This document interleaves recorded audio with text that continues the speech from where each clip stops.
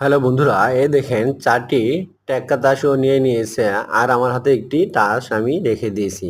এবার ও তাসগুলো দেখে শুনে আবার রেখে দিল আর এই তাসগুলো এই তাসের উপরে দিয়ে দিল আর আমি তাসগুলো একসাথে নিয়ে নিলাম আর আমি এখানে 4টি তাস এইভাবেই রেখে দিব। দেখেন 4টি তাস আমার রাখা হয়ে গেছে।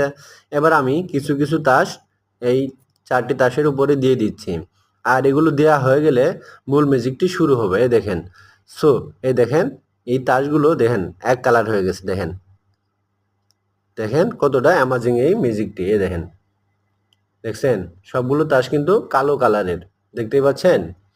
এবার আমি এই তাসগুলো উঠাবো।